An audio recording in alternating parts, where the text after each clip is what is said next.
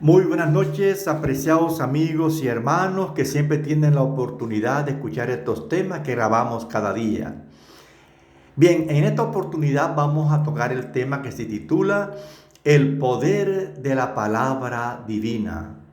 Vamos a leer en Mateo capítulo 8 versículos 16 y 17 y nos dice: Y cuando llegó la noche, trajeron a él muchos endemoniados, y con la palabra echó fuera a los demonios, y sanó a todos los enfermos, para que se cumpliese lo dicho por el profeta Isaías, cuando dijo: Él mismo tomó nuestras enfermedades y llevó nuestras dolencias.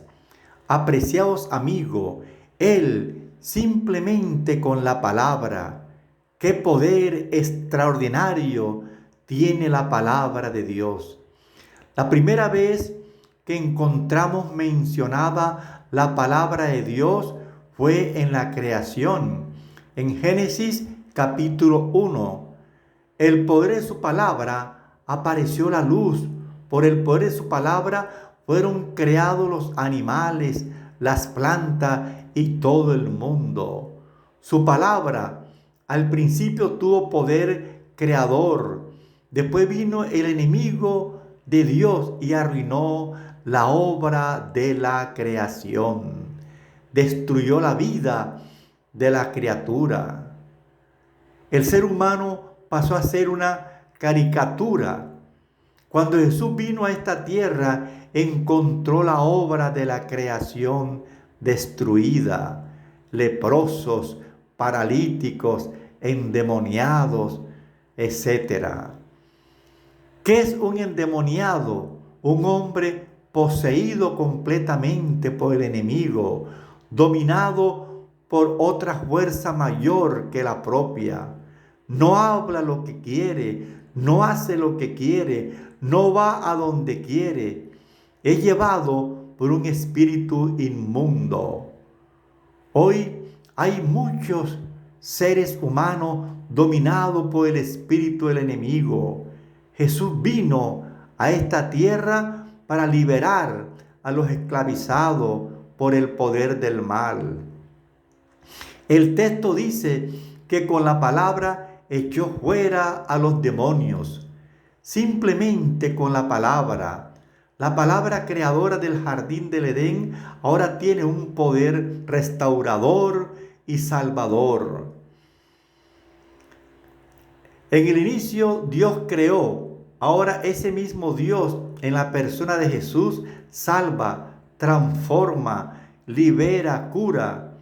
En el versículo 17 continúa diciendo: para que se cumpliese lo dicho por el profeta Isaías cuando dijo: Él mismo tomó nuestras enfermedades y llevó nuestras dolencias. ¿Qué quiere decir el texto cuando afirma que Jesús liberó a los oprimidos del diablo únicamente con el poder de su palabra? ¿De qué manera esto confirma lo que dijo Isaías cuando el profeta afirma que Jesús tomó nuestras enfermedades y llevó nuestras dolencias? Amigo, Él vino a esta tierra para mostrarnos el camino de la libertad. Para comprender esto tendríamos que leer el Evangelio según San Juan, capítulo 1, versículo 1, que nos dice: En el principio era el Verbo era con Dios y el Verbo era Dios. Aquí está la palabra. En el principio era la palabra, y la palabra era con Dios, y la palabra era Dios. En el versículo 14, San Juan dice: y aquel Verbo fue hecho carne, y habitó entre nosotros, y vimos su gloria, gloria como la del unigénito del Padre, lleno de gracia y de verdad. Y aquel Verbo fue hecho carne y habitó entre nosotros. O sea, la palabra se hizo carne y habitó entre nosotros. Ahora viene Isaías y dice, Él mismo tomó nuestras enfermedades y llevó nuestras dolencias. Este es un acto de amor sin precedente.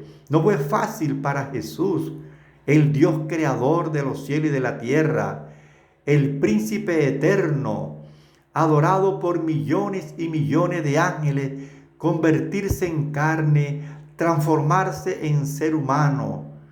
Cuando Pablo escribe a los tesalonicenses, dice que Cristo se humilló a sí mismo y no le importó el hecho de ser semejante a Dios, sino que se humilló tomando la forma de hombre y muriendo tan horrendamente en la cruz.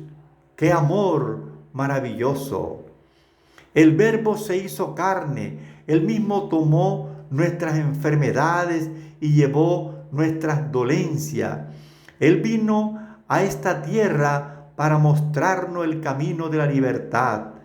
Cuando estuvo personalmente en la tierra, liberó a los que estaban prisioneros del diablo. Y hoy, a través del poder de su Santo Espíritu, quiere continuar liberando a los esclavos del enemigo.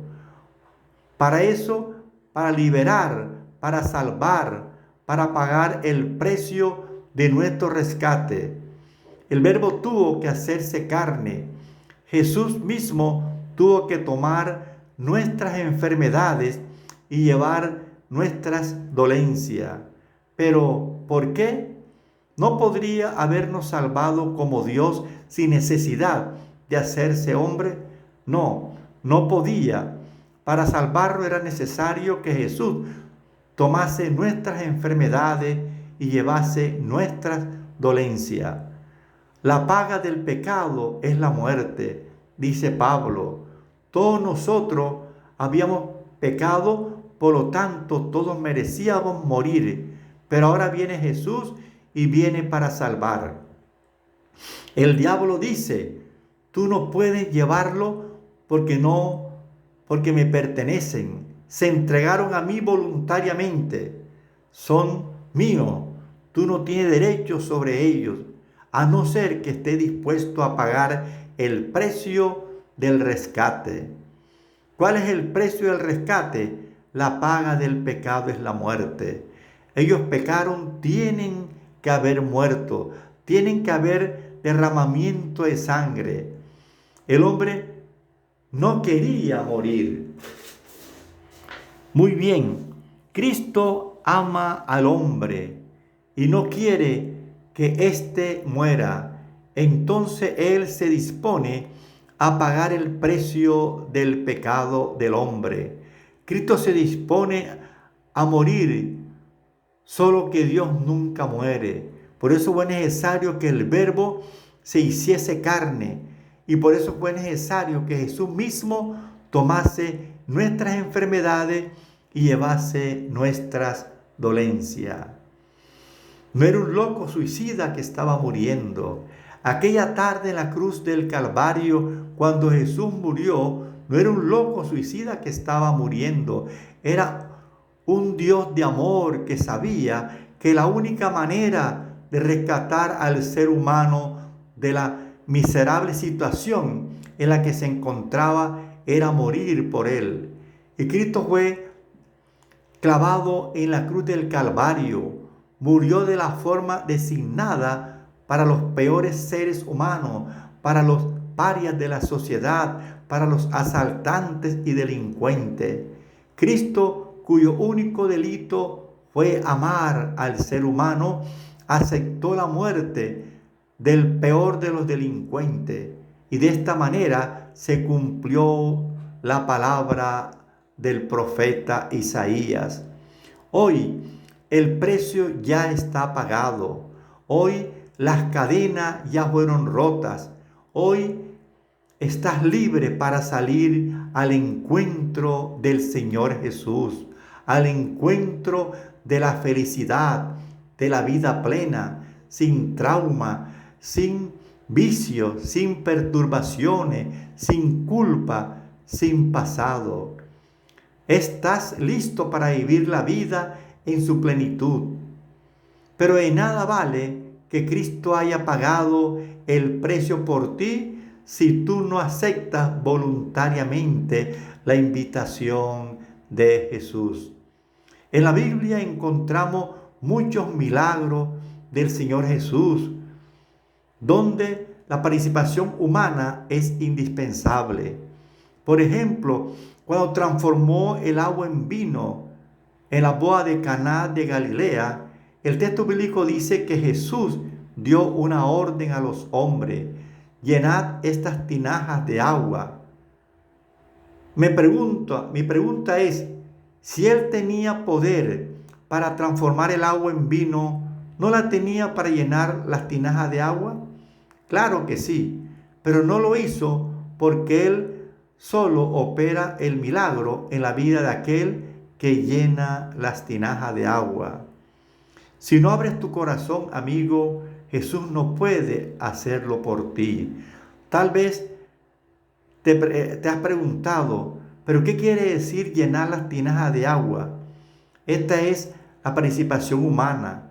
Es decir, Señor, acepto. Es decir, Señor, yo quiero. Es decir, Señor, yo quiero aceptar tu voluntad. Jesús no puede hacerlo por ti. En esta ocasión Jesús encontró un cadáver y antes de resucitarlo dijo a los hombres: quitad la piedra. Si Jesús tenía poder para resucitar a Lázaro, ¿no tenía poder para retirar la piedra? Claro que sí, pero no lo hizo porque el milagro divino solamente acontece cuando los hombres hacen su parte. Y la parte de los hombres es abrir el corazón y aceptar a Dios, hacer la obra que tiene que hacer. Quiera Dios, apreciados amigos y hermanos, que este tema sea de gran reflexión. Te invitamos para que tú leas Romanos 6:23, San Juan 2:7, San Juan 11:39 y San Juan 9:7. Te invitamos para que escuches estos temas por YouTube, Gustavo Pacheco N. Que Dios te bendiga, mi apreciado amigo.